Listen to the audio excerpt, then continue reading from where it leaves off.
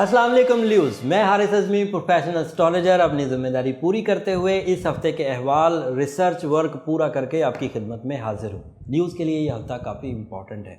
ये जो चांद ग्रहण फुल मून एक्लिप्स होने जा रहा है, ये ल्यूज़ के फर्स्ट हाउस में होने जा रहा है। तो इसका इम्पैक्ट कैंसेरियन को इसलिए बहुत ज़्यादा था कि उनके रूलिंग प्लैनेट को ग्रहण था, और ल्यूज़ के लिए ये इसलिए ज़्यादा है कि उनके फर्स्ट हाउस में होने जा रहा है। और फर्स्ट हाउस में होना एक बड़ी ट्रबल पैदा कर सकता है। नेचर में इश्यूज़, आपको अपनी जो रूटीन लाइफ थी जिसके आप आदी थे उसमें ही ट्रबल, और स्पेशली वो ट्रबल रिलेशनशिप से और जज्बाती कैफियत से, एक्सप्रेशन से हो। आप कह रहे हैं कुछ, कहना कुछ चाहें और सामने वाला समझे कुछ, और उससे जो ट्रबल्स पैदा होंगी वो उसका सामना बहरहाल आपको करना पड़ेगा। ग्रहण के पहले घर में होना है, एक नेगेटिव इम्पैक्ट है। सभी एस्ट्रोलॉजर का मानना है, वैदिक एस्ट्रोलॉजी हो, वेस्टर्न एस्ट्रोलॉजी हो, पर्शियन एस्ट्रोलॉजी हो, इंडियन एस्ट्रोलॉजी हो, सभी का ये मानना है कि ल्यूज़ के लिए ये थोड़ा ट्रबल देगा। अब उसके लिए इस बात पर भी मैं बड़ा मुतमईन हूँ कि ल्यूज़ में ये सलाहियत है कि वो इस तरह के इवेंट को बहुत आसानी से मैनेज कर जाएंगे, because of their leadership skills, because of their bravery and otherwise जो प्लैनेटरी पोजीशन है वो भी स्ट्रॉन्ग है। जैसे सैटर्न मरकरी के साथ मिलकर छठे घर में है, पाँचवें घर में वीनस और जुपिटर है, और नौवें घर में मार्स है। ये अदरवाइज बहुत पॉजिटिविटी दे रहा है। चांद का असर जज्बात की हद तक था, चांद का असर एक्सप्रेशंस की हद तक था, एक्सप्लेनेशंस एंड प्रेजेंटेशंस की हद तक था। वहाँ पर कुछ डैमेज आएंगे, उसको आप कंट्रोल कर लीजिए। अगर आप खुद कर लें बहुत अच्छी बात है, अदरवाइज रूबी या एमरल्ड वेयर करके इस नेगेटिव एनर्जीज़ के 6 घंटे के तूफान को आप बैलेंस कर सकते हैं। आपके पास उतनी पॉजिटिव एनर्जी होगी, वो रिपेल कर देगी। रूबी के 8 कैरेट पहने आपने या एमरल्ड के 8 कैरेट पहने तो रिकवर हो जाएगा। मजहबी तौर पर रेमेडी नमाज खुसूफ है, 2 नफल नमाज पढ़ना, अलहम्द के साथ लंबी सूरत को मिला के पढ़ना ताकि नमाज थोड़ी लंबी हो जाए, यही इसका रूल है। सदका करना चाहें तो सुरख रंग की चीज़ आप खैरात कर सकते हैं, और उसका दिन मंडे ही है। मंडे के दिन रेड कलर की चीज़ खैरात की जाती है, तो वो एस्ट्रोलॉजिकल एक रेमेडी भी हो गई। रूलिंग प्लैनेट सन इस वक्त पिछले हफ्ते तक मनफी था, इस वक्त पॉजिटिव हो चुका है, तो आपके डिसीजन बहरहाल पुख्ता हो जाएंगे। ग्रहण के बाद ग्रहण अपना इम्पैक्ट छोड़ेगा, वो आपके इमोशंस को थोड़ा डिस्टर्ब रखेगा, थोड़ा अदम दिलचस्पी बढ़ जाएगी। और ये पॉसिबिलिटी भी ये है, ऐसी है कि आप खुशियों को उस अंदाज से इंजॉय ना कर सकें जिस अंदाज से आप करने के लिए मशहूर हैं। जिस तरह से आप खुशियों को एंजॉय करते हैं उतने अंदाज से आप नहीं कर पाएंगे। ये 2-1 दिन का असर रहेगा। असर वैसे 8 दिन रहता है, लेकिन शिद्दत 2-1 दिन रहेगी। और ल्यूज़ के लिए, सबके लिए नहीं। ल्यू के ताकतवर सितारा है तो जल्दी उस बंवर से निकलने की कोशिश करेगा। खुद भी इरिटेटेड रहते हैं, चीज़ों को जल्द रिकवर करते हैं। मरकरी के 6ठे घर में होना सेहत अफजाई की वजह बनेगा।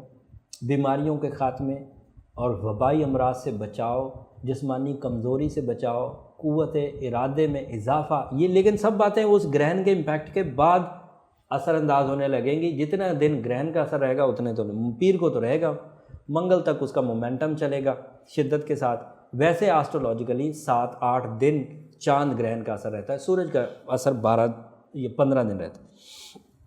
वीनस की पोजीशन 5वें घर में होना आइडियल लेवल पर पहुंचा हुआ है। वीनस 5th हाउस वैसे भी रोमांस का घर है, कम्युनिकेशन का घर है, loving emotions, beauty loving nature, अंदरूनी जज्बात का ताकतवर होना, ये सब वीनस के अंडर होता है, और वहाँ पर वो मौजूद है। प्लानिंग स्ट्रॉन्ग करेगा, और उस प्लानिंग के स्ट्रॉन्ग हो जाने में साथ जुपिटर भी सपोर्ट कर रहा है। तो जो प्लान करेंगे अगर आपने उसे अमली जामा पहना दिया तो रिवॉर्डफुल होने के चांस इस हफ्ते बने हुए।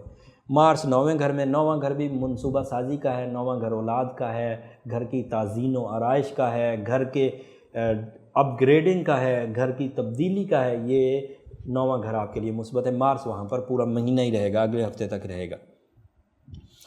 अलबत्ता 5वें घर की जो खुशियाँ हैं इनको 9th हाउस के साथ अगर मिला कर देखा जाए और उसमें से वो ग्रहण के जो असरात हैं पहले घर के वो हटा दिए जाए, तो 5वां घर और 9वां घर तकरीबन एक जैसे असरात, बट 2 मुख्तलिफ सितारों की सपोर्ट से आपको favour. Venus communication, love and planning, and Mars material advantages, planning and family welfare. ये तीनों चीज़ें जब दोनों चीज़ें मिक्स होंगी तो एक बड़ी अचीवमेंट की इत्तला है। बट उसमें वो नेगेटिव रखना, रुकावट जो है वो ग्रहण बना हुआ है, उसको किसी तरह आपको ओवरकम करना चाहिए। उसकी रेमेडी मैंने बातों बातों में यहाँ बता दी।